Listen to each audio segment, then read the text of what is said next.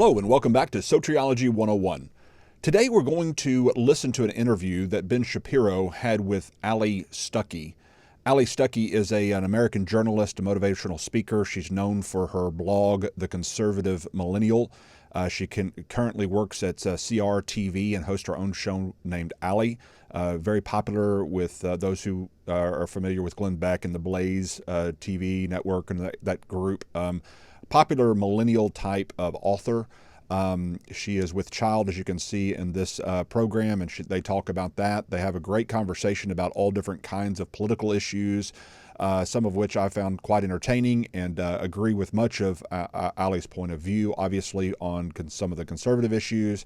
It was just, it was kind of surreal because the political world that I sometimes listen to oftentimes does not cross over into the theological world that I engage in. But this was one of those cases when I was listening to Ben Shapiro and hear Allie Stuckey here bring in Calvinism. It's happened a couple of other times where watching something on the news or something else and something comes up like, for example, Tucker Carlson, who's a Fox News contributor and broadcaster and speaks on, obviously, on Fox News. You probably recognize him. He was on the Ben Shapiro show as well. Ben Shapiro, by the way, is not a Christian. He's a Jew. He's a very good debater. He's a reasonable guy. He's good at logic and defeating those who disagree with him on certain theological or certain, I would say, political issues with regard to abortion and those kinds of things. So you hear every once in a while Calvinism come up, like this conversation with Tucker Carlson. Listen. We underestimate, to your point, and I think we're basically in agreement on almost everything, especially on this, that your moral code determines how you behave and how you live. And so the robber barons were deeply fraught and guilty in some ways about their success because they were like guilty wasps. They were Protestant. Like, I get it. Do you know what I mean? Like, they're my people, so I know exactly what they used to think, which was, not everything I've achieved is the result of choices that I made. They were Calvinist on some level. Like, they understood that there are other things, providence, grace, luck, whatever you want to call it, that determined the outcome. So, like, the people now in charge, your average private equity guy, and I know a million of them and like them, okay, but they believe that they're rich because they're better. Okay, and then there was another conversation where he brought up Calvinism as well. So they've transferred that religious impulse to the political sphere. They're making the same arguments that 19th century Protestants made, especially the Calvinists. Like, I am saved. Like, I know this. That's my baseline assumption. I'm one of God's elect. You are not. Mm-hmm. If you go into any conversation like that, nothing will be resolved because it's already been decided. Okay, so you can see occasionally it does happen where you're watching something on the news and our theological discussions come into the political realm, into the quote-unquote real world. And that's always an interesting thing to me because I like when our religion and our understanding of God and our understanding of who He is and how we understand Him and how we practically play out our worldview enters into the real world. That used to be always the case, and I know we have the separation of church and state, and so sometimes because of that, we oftentimes treat them as if they're two completely different worlds, and that we can't talk about what we believe about God in the political realm. And obviously, we as Christians don't believe that you can do that, at least consistently. We believe that who we are in Christ and what we believe about God influences every other aspect of our lives, and it should. And that's why things like this are so interesting, because it happens so rarely, it seems, where one's religious views, their views about God, actually informs and helps to lay out the foundation for their political views, especially with regard to how one treats another. And the reason I wanted to highlight this particular one is, one, because it really emphasizes the fact that one of the facts that I've been trying to say over and over and over again, that Calvinism is impacting this generation, the millennials, much more so than some people think. Some of those who are on my side of the theological aisle, so to speak, within the Southern Baptist world or within the Protestant world, see the Calvinism issue as kind of the, angels dancing on the head of a pin, and it's not an important issue. It's philosophical, it's theoretical, it's just not that big of a deal. Let's not get involved in it. And I don't think they're understanding the impact that Calvinism has not only had throughout our history, not all bad necessarily, but it is a significant worldview, so significant that it has impacted our history, our foundation as a country, and some of the mindset that we even currently have within that's growing within this current millennial generation. New York Times did a big article on this, the rise of Calvinism, which I quote in one of my presentations out of an article in New York Times back in 2014. I think it was January of 2014, which you can Google and search for yourself. In other words, this is not just contained within our little theological diadems of a podcast or the conversations you have with your buddies in a seminary library. This is something that impacts our world and is impacting the generations that are to come. And because of that, I think that's why we need to address it. We need to address the different worldviews in a cordial and loving way, while still finding places where we agree. Like I already mentioned, I agree with Allie on a lot of the views that she expresses, and celebrate those similarities that we have with regard to some of our political leanings. But as you'll hear in this conversation, this portion of the very small portion of the conversation, where Ben kind of calls her out on her the squaring of her circle, which I think what Ben is doing here, whenever he hears her explain Calvinism, he immediately, as a guy good with logic, he immediately sees a square circle. He sees a married bachelor. He sees a conundrum, as she even calls it. He sees something that simply does not seem logically coherent. And that's my concern, is that I think Calvinism, of course, I don't agree with Calvinists, so I'm biased on this point. I think Calvinism makes Christianity and the Bible look like it's self-contradictory, because I think Calvinism's system has interpreted certain passages to make the Bible self-contradictory. And I don't think we have to interpret Romans 9, Ephesians 1, and several other key texts in a Calvinistic way so as to adopt this conundrum, this seeming contradiction, this square circle, this married bachelor. I don't think that's necessary, because the passages that are being used don't need to be interpreted Calvinistically. And that's what we're going to go over as we listen to this. So here, Allie Stuckey and Ben Shapiro talk about Calvinism and how she explains herself, and then we'll engage with that. Or core theological views. I mean, what branch of Christianity do you belong to, and what are the kind of core beliefs of that? So I am what you would call a Reformed Protestant, and within that, I am a Calvinist. And so Calvinist has, it's called TULIP, it's total depravity, unconditional election, limited atonement. What's I? P is perseverance of the saints. And I is irresistible grace. And so basically what that means, it's a very contentious view in some ways, especially to my Catholic friends, that God chose who he is going to save in Christ before the foundation of the world. Where we get that is Romans 9 and other texts, that you are predestined by God to be saved, and you live out your faith once you are chosen, basically. This idea of irresistible grace, that you didn't actually do it. I think I heard Matt Walsh say that, faith is like a bridge and you actually have to walk over it. Well, a Calvinist wouldn't say that. A Calvinist would say that, well, no, Jesus came down, picked you up, cleaned you off, and walked you over to the other side to God. So there is no, I earned it myself. I mean, Ephesians 2 talks about that a lot, that it's not our own doing, it is by grace. And so that's where I land, Protestant, Calvinist, and there's a lot of young people that have really kind of joined that movement since probably 2008. So how does personal responsibility and free will fit into that view? Yeah, it's... Okay, so before she answers that question, is how does personal responsibility and free will fit into that view? Dr. Jonathan Pritchett of Trinity mentioned something on Facebook underneath the comments, because I'd posted this on our Facebook page, and he just said if a non-Calvinist like myself had described Calvinism in the way that Allie just did, we would be accused of being misrepresentative of Calvinism. And he's probably right, because a lot of not all Calvinists are the same. Okay, and so It's not a monolithic group, as we pointed out. There are different levels of Calvinism: infralapsarians, supralapsarians, sublapsarians. There are 4-point Calvinists who deny the L of limited atonement. There are others who explain it in different manners. There's different views of the atonement. There's different views of how they explain the concept of irresistible grace versus effectual calling, and all kinds of different perspectives within the Calvinistic worldview. Just like even among, and I'm not saying that in a negative way, even among traditionalists or provisionists, there are different kinds of us. There are different nuances of the way we would handle a particular issue, and our differences with even Arminians and things of that sort. So there's no.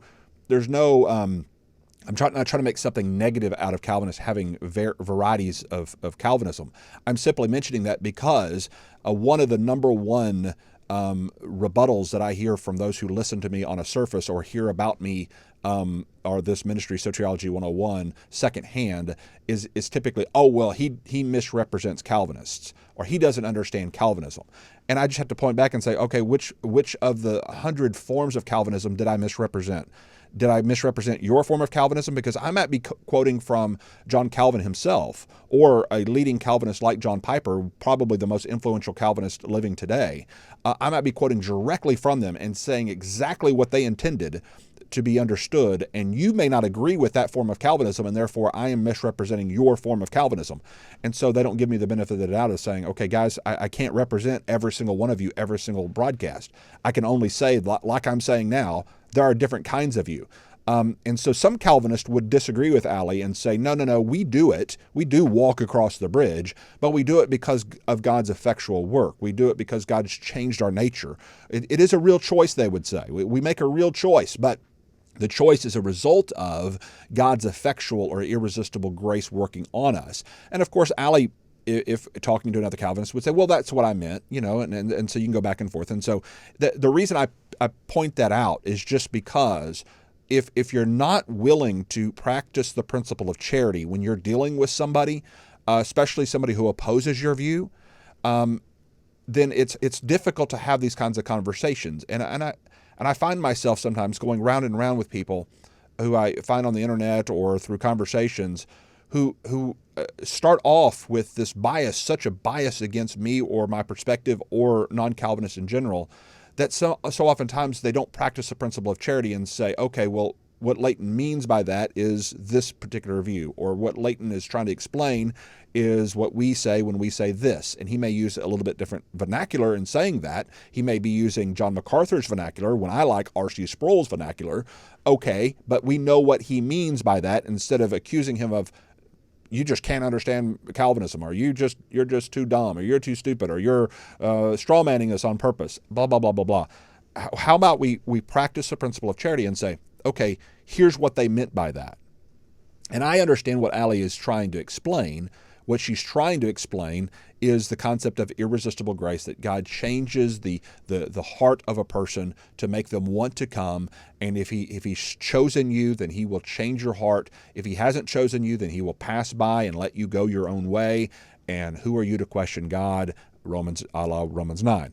And so that's what she's getting into. And so now the obvious question that a Jewish person or an unbeliever or an atheist or anybody out there might have is the very question that Ben Shapiro brings up here is, okay, if you believe that God's just predetermined who he's going to save and who he's not, then what do you do with human responsibility? I mean, do you believe that we have responsibility for our choices, and how do you square that? How do you explain that? And here's how she answers. Well, the same thing what Jesus said, a tree will be known by its fruit. And I mean, the Bible is filled with directives. The New Testament is filled with directives. The epistles by Paul are filled with directives, things that we are supposed to do.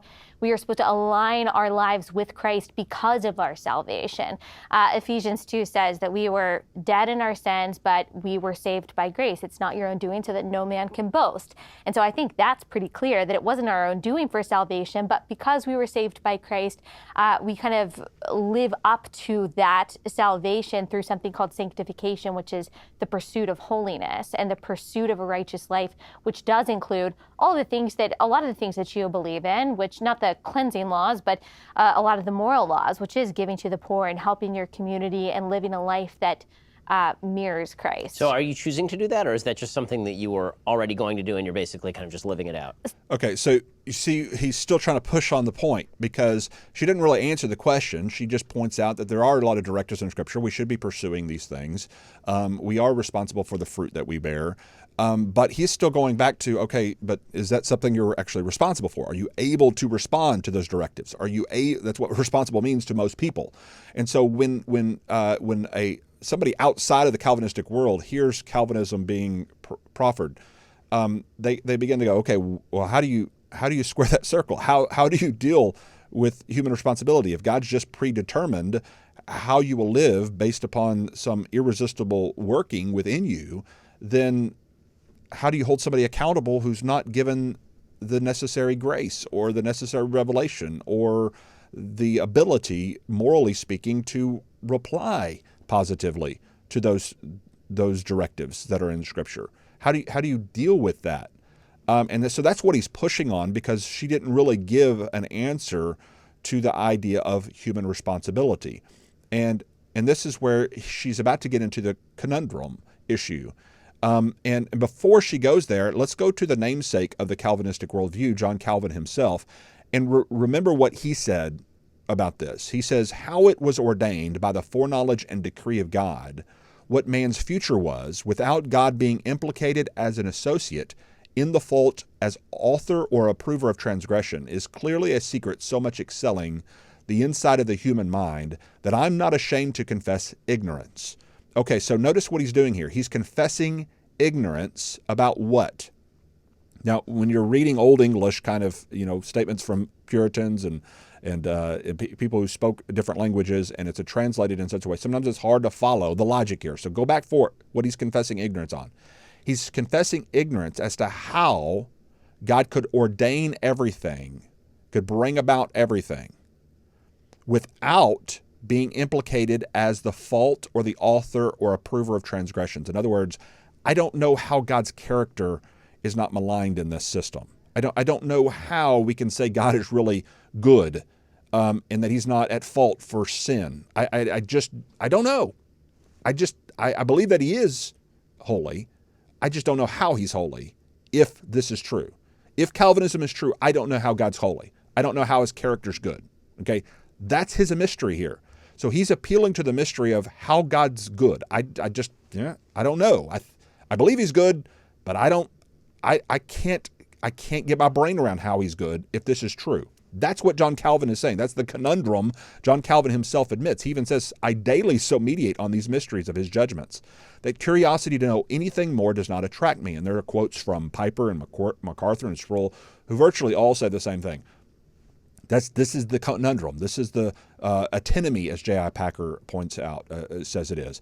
It is a paradox, MacArthur calls it, as we just recently went over in a previous broadcast just a couple of weeks ago.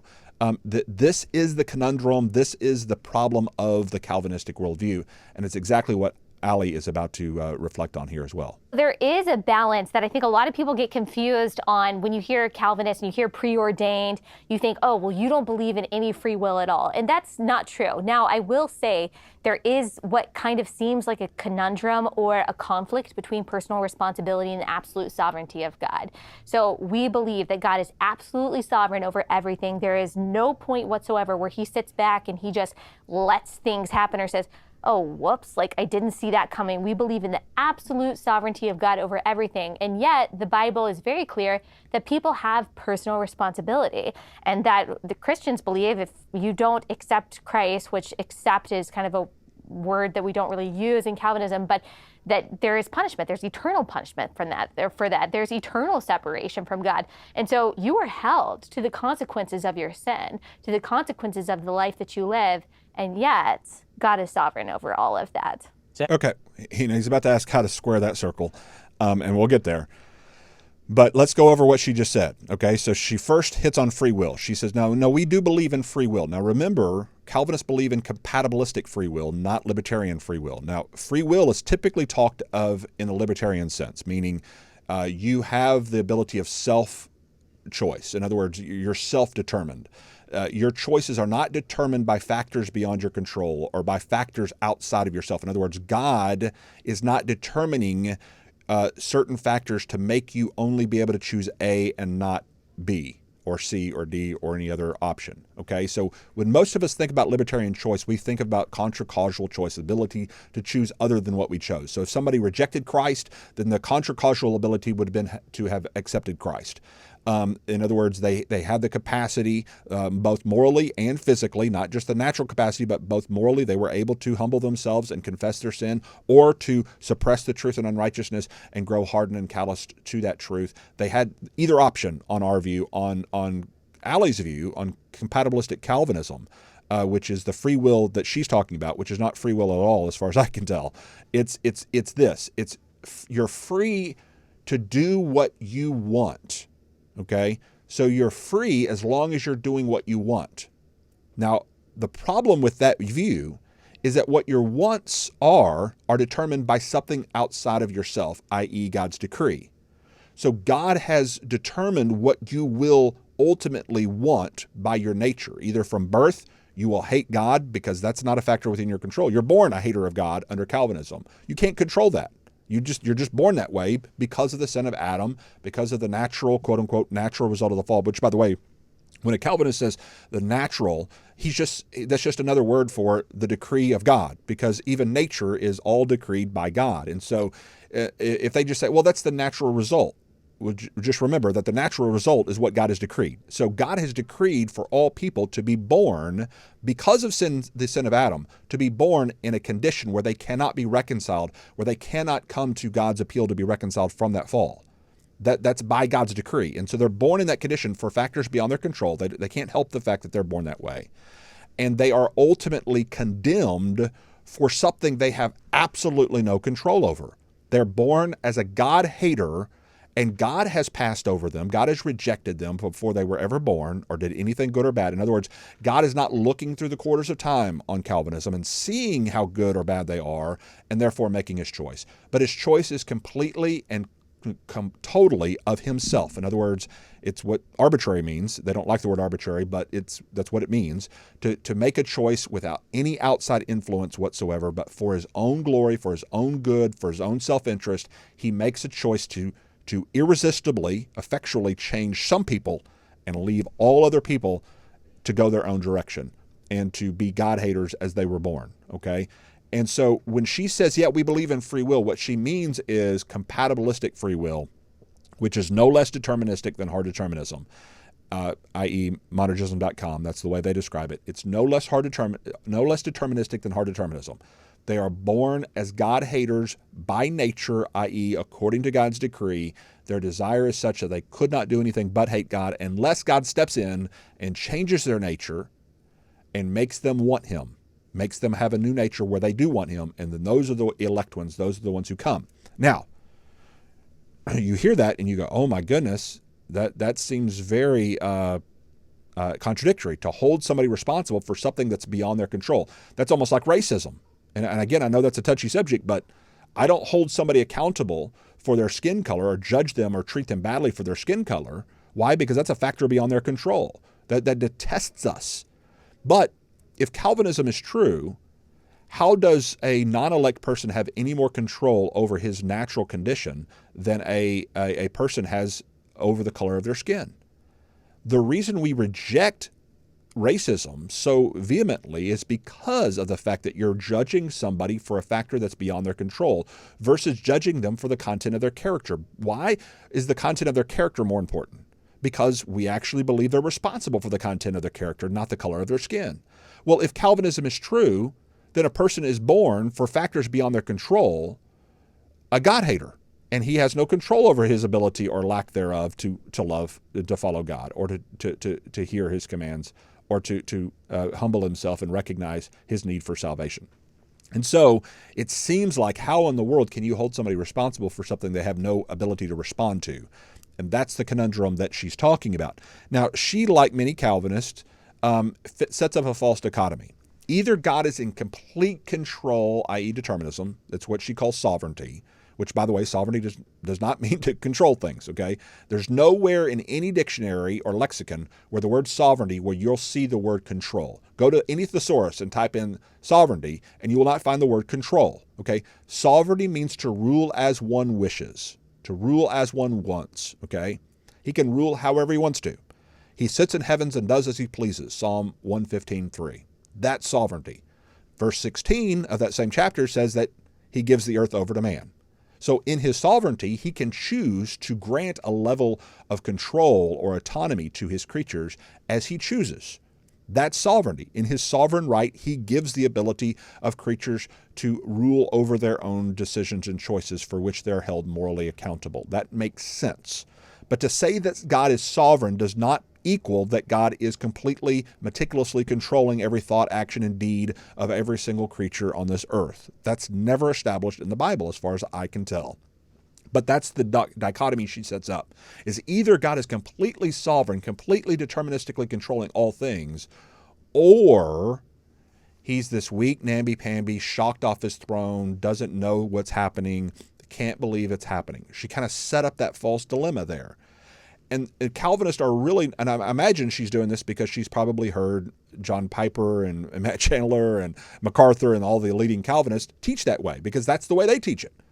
And of course, millennials are going to respond to their teachers. The older generation, like Sproul and others, they've taught them this, that it's either God is sovereignly in control of everything, every dust mite and every atom and every particle, he's either meticulously controlling them, or he's just this hand-wringing, shocked off his throne kind of God that going, man, I didn't know that was going to happen. Whew, what am I going to do next? And he's just hand-wringing and he's weak. That's the dichotomy she set up there. And millennials, they're just buying into it. They're just going, oh, well, I don't want that kind of a God, so I'm going to have the deterministic kind. And I'm just saying, guys, there is a better alternative. It doesn't have to be one of those two. And that's why we've done this broadcast, is to try to help people to see. I know when you Google these questions, the first 2 pages of Google are going to give you Calvinist answers. I understand that, millennials, and I understand that all your answers usually come from Google or YouTube. But please, that's why I'm doing this broadcast. Please look at the best sources of the other side. Don't just take within the echo chamber of the Calvinistic world and just think that that's the only 2 options, because there's so much more out there that is available to you. And I'm hopefully this broadcast can help bring those things to you. Now listen to Ben's question. How do you square that circle? How do you square that circle? You square that circle with Romans 9 that says that asks that very question. And so the Romans were asking that question, okay, well, how can God find fault? If he destines people to hell, if he says that you are going to be separated from me forever, why would God create anyone like that, knowing that they're going to spend eternity without him?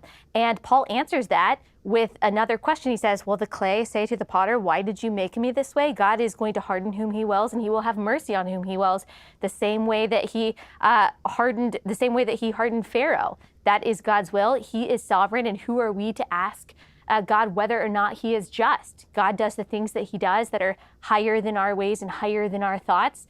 And that's something that I don't think any Calvinist pretends to understand, or anyone who reads Romans 9 pretends to understand. Why would God create what Romans 9 calls vessels of wrath and vessels of mercy? And the answer really is for his own glory. So how do you create buy-in to the systems of theology you're preaching? I mean, you say that in this particular podcast that you assume that people are coming because they already have a certain level of buy-in, but are you attempting to... Okay, my tongue's bleeding a little bit because I was biting it so hard during that segment. I've heard it like 3 times just for preparation, and I still bite my tongue. I just can't stand it. I was holding up my book because I've written a verse-by-verse commentary of Romans 8 and into 9. And it's just so aggravating. And the reason it's so aggravating is, one, it's interesting, if you read Schreiner and some of the higher level Calvinists that are out there, they don't even go to that base level interpretation of Romans 9 that you just heard from Allie. Now, again, she's not a theologian. She's not trained in that area, and so I'm not trying to say that. But she took what most millennials and lay people think that Romans 9 is really saying, even from the best Calvinistic sources. And that's what's so interesting, is that the best Calvinistic sources don't even go to that extreme on the interpretations of Romans 9. Because notice the way that she painted it. She paints it as, the double predestination. She paints it as God has chosen some people for salvation and other people of reprobation. And the questioner, the objector of Romans 9, is going to be asking, then why are we still to blame? And Paul is saying to that Arminian or that provisionist out there who's asking that stupid, silly question of how are you squaring that circle, who are you to question God Almighty for how he's molded his clay? If he wants to mold some pieces of clay for damnation before they're ever born, and if he wants to mold other pieces of vessels for his good and his glory before they're ever born, then who are you to talk back to the maker of heavens and earth, the one who frames and molds everything? That's what Paul is talking about in Romans 9. He is defending Calvinism. He is defending reprobation. He is defending the concept of eternal election of individuals for effectual salvation. And who are you to talk back to him? That's kind of the view that she took there. And she pulls out vessels of wrath and vessels of mercy. Then she can have mercy on whom he wants to have mercy, and he can harden whom he wants to harden. She was arguing there in that broadcast. Now, is there other alternatives to that interpretation? Yes, okay, there is. In fact, the same people who are hardened, the same individuals who are hardened in Romans 9, are the very same ones that Paul holds out hope will be grafted back in if they leave their unbelief and are provoked to envy through his ministry to the Gentiles over in chapter 11. So we know that they are not this reprobate of the Calvinistic worldview, because the same ones who are stumbling, he says in chapter 11, verse 11, haven't stumbled beyond recovery. He even says that the reason they're cut off is not arbitrarily before they're ever born, but they're cut off because of their unbelief in chapter 11, verses 20 and 20 through 23. And he actually hopes that they will leave their unbelief so as to be grafted back in to the branch. So why in the world would we conclude that Calvinism is the interpretation when Paul himself doesn't conclude that in his own conclusion, in his own follow-up to his message? The point of Romans 9, as we've gone over on other broadcasts, and I'll point you to those other broadcasts. I can put a link in the show notes of my my 2-hour line-by-line commentary of Romans 9, where I actually read from the Potter's Promise, my book that's available on Amazon if you're interested in that. And you can see for yourself how to interpret this passage. And it makes, to me nowadays, it makes so much more sense. As I've talked about in previous broadcasts, sometimes people, when they look at a particular picture, they see the duck or the rabbit. Well, sometimes when they approach Romans 9, they see a duck or they see a rabbit. They see something else being described than the other person does. And you're really not qualified to decide which Paul is describing until you can understand both perspectives equally well.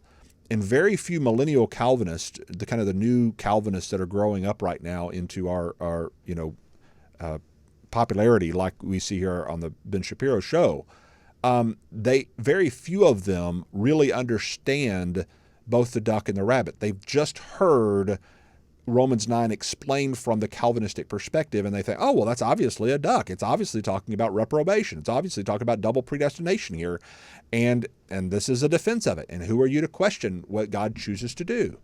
Versus understanding that when God says, I will have mercy on whom I'll have mercy, mercy does not mean to effectually save somebody, okay? Mercy's never meant that. Mercy means to show patience to somebody and to refrain from punishing them when they deserve to be punished, okay? First and foremost. So when God says, I will have mercy on whom I'll have mercy, he's not even talking about whether he's going to save them or not, okay? He's talking about having patience, showing patience to the nation of Israel. He's quoting from Exodus 32 and 33 when Israel had just built the golden calf and he's about to kill them for this horrible sin. And Moses steps in and intercedes as the Christ-like figure, the Messiah-like figure in the first episode of the Passover. He steps in and says, God, if you're going to blot them out, take me out with them. Remember your promise to Abraham. Don't kill them. Show them mercy. And in that context, God says, I will have mercy on whom I will have mercy. In other words, I'm going to refrain from punishing the nation of Israel in order to fulfill my promise to Abraham. Now, why would that be important in Romans 9? Well, look back at verse 6. He's asked the question, has God's promise failed with regard to Israel? And he's going through and showing through history lesson, God's promise has not failed. He can have mercy when he wants to have mercy on this nation in order to accomplish his promise through them. But guess what?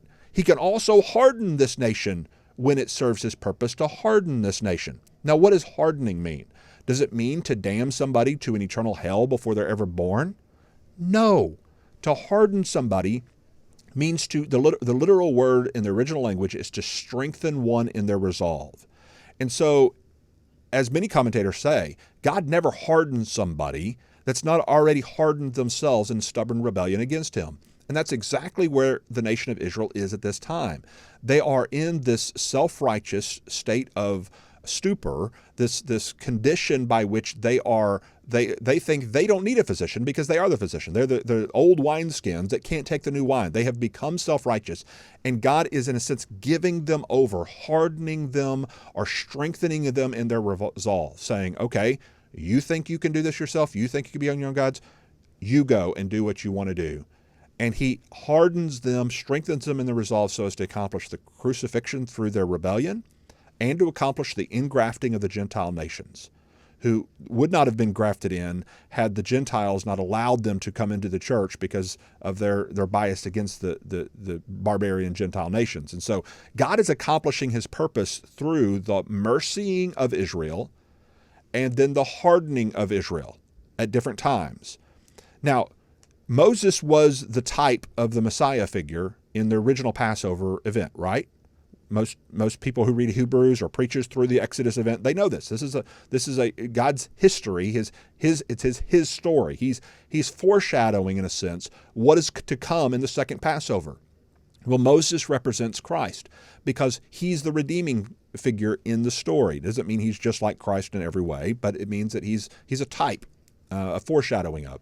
Well, who is Pharaoh foreshadowing? Well, Pharaoh, already a rebellious, self-righteous man who thinks he's got it all figured out, is hardened. He's strengthened in his resolve. It doesn't mean that God didn't ever love Pharaoh or doesn't ever want Pharaoh. It means that God took an already marred lump of clay, i.e. Pharaoh. He was already hardened. He was already calloused because of his own self-righteous rebellion, not because God didn't love him, not because God didn't provide for him. He had everything he needed, i.e. Romans 1. He had everything he needed to believe and to know who God was. He had a conscience, i.e. Romans 2. He knew what was right and wrong, but he suppressed the truth. He grew calloused, he grew hardened, and God took this already hardened lump of clay called Pharaoh. He raised him up for the very purpose of displaying his power through this already hardened, stubborn lump. And he strengthens him in his already stubborn, rebellious ways and blinds him from the truth of what the plagues were revealing, that Moses was serving the true one God. Therefore, he is displaying, has power over all the gods of Egypt in each one of those plagues. Each one of those plagues were destroying the false gods of the Egyptians. And his power was displayed through every single one of those plagues. So God hardened Pharaoh's heart in order to accomplish the first Passover in the same way that he hardens Israel's heart in order to accomplish the second Passover. Do you see the beauty of this, guys? Why is Paul pulling up Pharaoh here? Why is he mentioning Pharaoh? Because he's a type of Israel. In the same way that God strengthened Pharaoh in his resolve so as to accomplish the first Passover, God is strengthening Israel in their resolve. He is strengthening them, hardening them in their resolve so as to bring about the second Passover. So the vessels of wrath he's talking about, these are hardened individuals, hardened people. The hardened nation of Israel is the vessel of wrath who has prepared themselves, this is a passive form of the verb, prepared themselves for destruction. And he's molding and using them in their already callous condition to bring about his redemptive plan for the world. So it's through the rebellion of the nation of Israel that God is bringing about his purposes and his plan. So Allie has just got it backwards here. She is taking a passage out of its context and applying it to individuals being selected before the foundation of the world for damnation or for salvation. When Paul is not talking about that individuals in that way at all. He's talking about the nation of Israel being mercied when it serves God's purpose to bring about his promise, or being hardened to serve that same exact purpose and to bring about his promise. and that God, in his right as a ruler, can do that, even to his own nation, even to the Israelites, his beloved. He can do that so as to bring about his promise, which is what? To bless all the nations of the earth, to bless both Jews and Gentiles. That God has always had this purpose, not of narrowing salvation and mercy, but of broadening it and to making it available for all people, that all may be saved. That he looked over, he passed over sins that were previously committed, and that anyone and everyone could be justified through faith in him. God has always been saving people the same exact way, by grace through faith, in the light and the revelation that they had been given.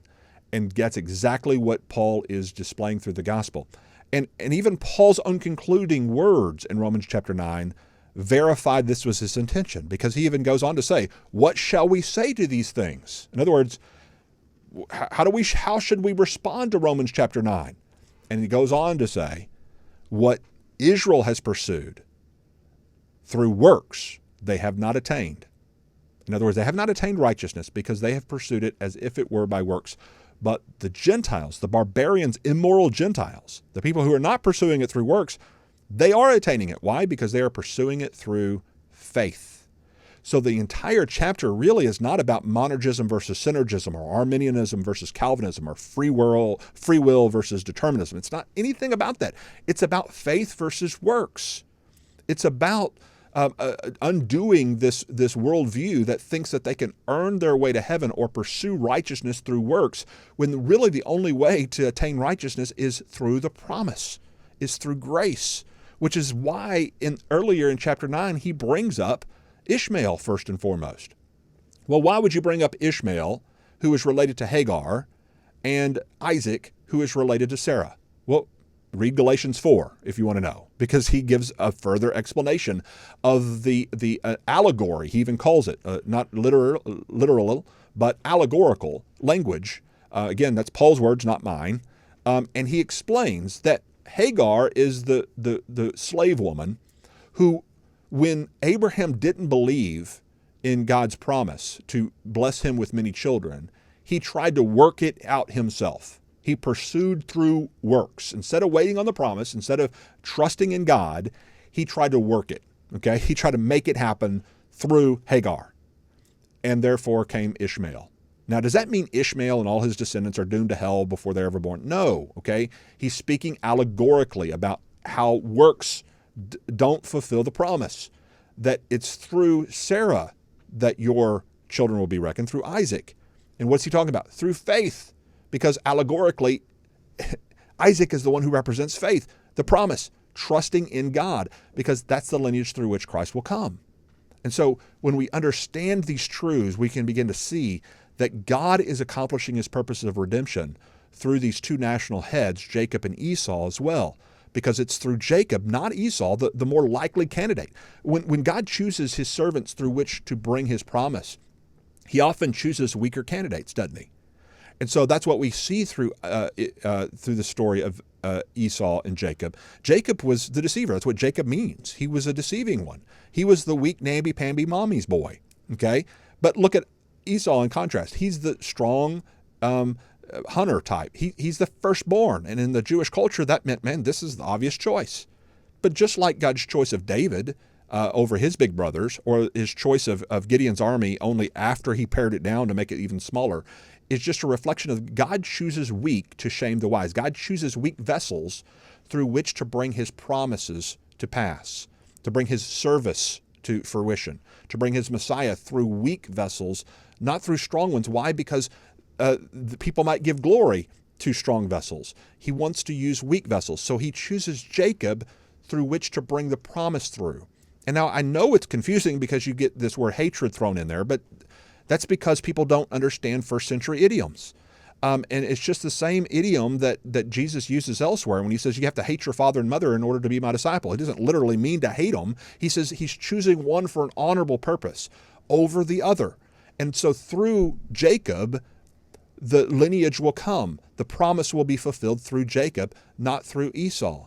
Now, even in the story of Esau, we see that Jacob reconciles with Esau and that God blesses the nation of Esau, and God even commands the Israelites. He says, don't hate the Edomites, for they are your brothers. God's not a hypocrite. He's not out there hating them for no apparent reason and telling the people not to hate them. He doesn't literally hate the Edomites or literally hate anybody that's not a descendant of Jacob, obviously. What he's talking about is that the promise will be fulfilled through this seed and not the other. Yet both of them are direct descendants of Abraham. And this is important to understand. Why? Because Israel thinks that they are guaranteed the blessing of God because of who their granddaddy is, Abraham. And Paul is pointing out, look at what happened to the Edomites. They are direct descendants not only of Abraham, but of even Isaac. They're the firstborn of Isaac. And look what happened to them when they stood against the promise of God. God would have to apologize to the Edomites if he doesn't condemn you for standing against the people that God has chosen today, like the apostles.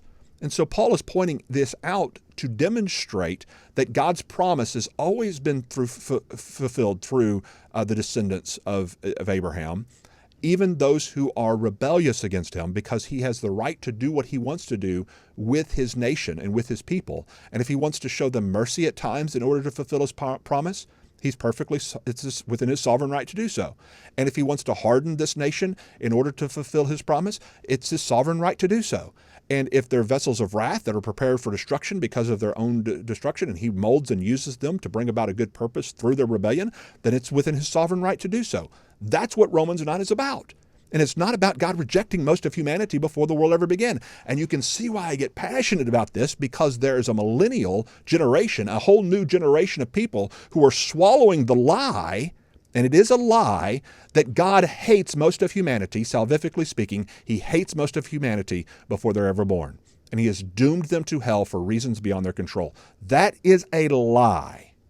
And it has to be stood up against. It has to be rebuked in love. Allie means well. She's just been taught really bad theology with regard to Romans 9. My Calvinist friends mean well. They have just been taught and they have adopted really, really bad theology that brings into question the character and the goodness of God, which ultimately leads us back to that same quote of saying, I have to appeal to the mystery of whether God's good or not, as John Calvin had to do. I think he's good. I believe he's good. But he sure does something that seems like it's really, really bad, like he is the actual fault and the author and the approver of transgression. But I don't think he is, but it sure seems like he is. It's just A equals not A. It's the conundrum. It's this difficulty. And I'm just saying I think there's a better way, ladies and gentlemen. I know there's a better way. I am convinced deep down within me that there is a better translation of Romans 9 than what Allie has been taught, and what many within this millennial generation of conservative Christians are being taught by leading Bible teachers and commentators in our world today. How are we going to get this word out? The same way they are, okay? By infiltrating every single source that millennials go to find resources and answers to these questions. And that doesn't happen without support. Unless you start buying the books of men like Adam Harwood and David Allen and Malcolm Yarnell and other leading scholars within our world, and you start doing what Calvinists have done really well with their leading scholars, and to promote their work and to talk about their work and to share their work, then we're going to continue just to be benign within the market of theological discussion online. And I know this sounds like self-promotion, like, oh, I'm trying to get you to give to Leighton Flowers Soteriology 101, or I'm trying to get you to buy my books, whatever. Listen, I've had discussions with David Allen and several other of my friends on this issue, and I firmly believe this. Dr. Pritchett's told me not to do this, but because he says you're a scholar in your own right, and you should take the role of that. I don't consider myself to be that great of a scholar. I know that that's not been my field. My field has not been the seminary or the institution throughout my life. I've been in the church, okay? I'm more of a practitioner. I got my DMin because that was my field. I'm a denominational worker. I'm not in academia, okay, like Malcolm Yarnell or David Allen are. Those guys I consider to be academic PhD scholars in the field. and they write scholarly sources. My source has some scholarly notations, but it's written for the layman, and purposefully. I'm not trying to pretend to be something I'm not. I know I am more of a popularizer of the leading scholars who are out there, who are writing and doing the scholarly work behind the scenes that aren't necessarily being very popularized. And it's interesting, John Piper and Sproul and MacArthur, all these guys, they were writing and putting out work long before they ever became a name, a bleep on the radar. Back in the early 90s, nobody who knew John Piper was. Back in the 93, 94, 95, when I was graduate, nobody knew who John Piper was. So how did they get to know? And John Piper had been a Calvinist for a long time, writing and preaching for a long time there in Bethlehem, okay, at Bethlehem Baptist. What happened? Louis Giglio started listening to some of his stuff and reading some of it. And Louis Giglio, who happened to be a friend of my father's back in the day, started Choice and liked John Piper and started inviting him as a keynote speaker at his conferences. And so he became a very popular speaker and author through that avenue, okay? So, and then that's about the same time, but mid-90s, that the internet came out and became very popular. And that's right when the rise of Piper and Sproul's teaching. Sproul had been teaching a long time on Ligonier Ministries, and MacArthur had been teaching a long time before they were known in the world that they're known as today. It doesn't happen overnight, okay? This kind of thing doesn't happen overnight. It's a long time a coming. And what I'm trying to tell those of you who hold to a more provisionist perspective, a traditional perspective of soteriology, is it does not happen by accident either. There were a lot of meetings. There were a lot of organization building, of Together for the Gospel type of gospel coalition type of meetings behind closed doors, most likely. A lot of those, and I'm not trying to say it's nefarious. I just think that people who believe the same way oftentimes collaborate and work together to bring to the people those things which they believe are true and important. And I'm just telling you, until those of us who hold to God's provision and love for every man, woman, boy, and girl start working together in love with the goal of making God's name known in a way that doesn't question his character, as John Calvin himself admits even his own system does, then we're going to continue to just be overwhelmed with this kind of barrage of Calvinistic thinking within our culture among millennials. And so I'm doing what I can. I think I've done as much as I know how to do, but where's the help? I mean, where are the big name guys? Where are the big dogs within Christianity today who I know who agree theologically with me? John Lennox is one of them. I mean, N.T. Wright, I from everything I've read, agrees soteriologically with what I've concluded. It doesn't mean we agree on every other aspect, obviously, but same with Lennox. There are some big dogs out there who are starting to kind of write a little bit on the subject, but I don't see any kind of organizing. I don't see any kind of an intentional pull together of, hey, let's do something about this, guys. Let's get some fundraising going. Let's do some things to make this happen. I don't see it. It's a little discouraging. Sometimes I feel like I'm kind of by myself on some of those points, and I love to get notes. I just read a note from a guy named Ken who's I won't say where he's at, but he's at a popular church that you would know is not a I mean, that is more favorable to the Reformed. And he knows, if he's listening, who I'm talking about. But he sent a great donation. He just said, I feel like I'm alone sometimes, but just having you as a podcast just helps me and encourages me and my family, and really appreciate what you're doing. You're making a big difference. It's those kinds of notes and letters and small little $5 donations here and $10 donations there that say, hey, I can't give much, but I'm just supporting you. It's those kinds of things that have kept me going. And because I'm not getting the support from, well, I say that. Of course, Andy Stanley did send a donation and in a nice note and saying he's praying and pointing, supporting, and I guess that is a big dog out there that is saying let's make this happen. Let's continue to sound that bell and to work towards this. But I guess I'm just wanting to see more rise up and say, when are we going to work together to this? When is this going to happen? And I'm just putting that out there kind of as I end this, just to say, if God's put it on your heart to help coalesce some of this work, then maybe that can happen. Maybe somebody can have. I think about. I don't have the resources. I have some resources at my fingertips through the gifts that are given by some of y'all, and I'm using that to the best of my ability. Some of the resources with Texas Baptists have been great to help me to do the little that I've done in publishing a couple of books and the broadcasts that I've published. And I know there's ways in which things to organize, but I'm not an organizer. I'm not a detail-minded person, and so I'm not very good at organizing things. But I know some of you are. Some of you are gifted in that kind of thing, where you're just good at bringing things together and organizing structured things, and maybe some of you are good with development, bringing together funding, because I know there's so much fundraising that goes on, the development of the Grace to You ministries and Ligonier ministries. I know they do huge fundraising efforts behind the scenes. I don't. The only thing I've ever done is put a little thing for Patreon on my podcast to say, hey, you can give to help, spread the word of God's love and provision. I mean, that's my development right now. That's what we're doing here at Soteriology 101. But there's no coalition like the Gospel Coalition is literally a coalition of Calvinistic thinking type organizations together for the gospel, whether Presbyterian or Baptist, Pentecostal, Charismatic, it doesn't matter. As long as you affirm Calvinism, the basic view of Calvinism, then all coming together for what they call the gospel, which is, short Calvinism for them. They have huge donors behind all of these organizations with huge, massive annual meetings with big, huge name pastors who are selling hundreds and thousands and millions of books each year in our bookstores.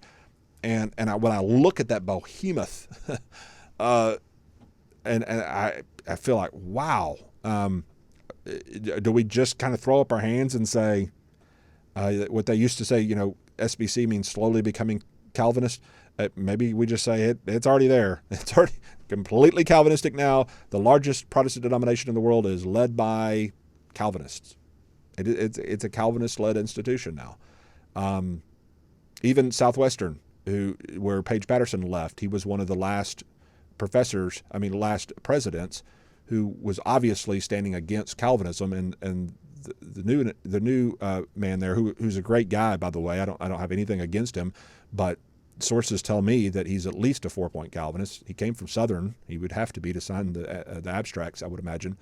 And he doesn't talk on the subject. I don't suspect he'll make an issue of it at all.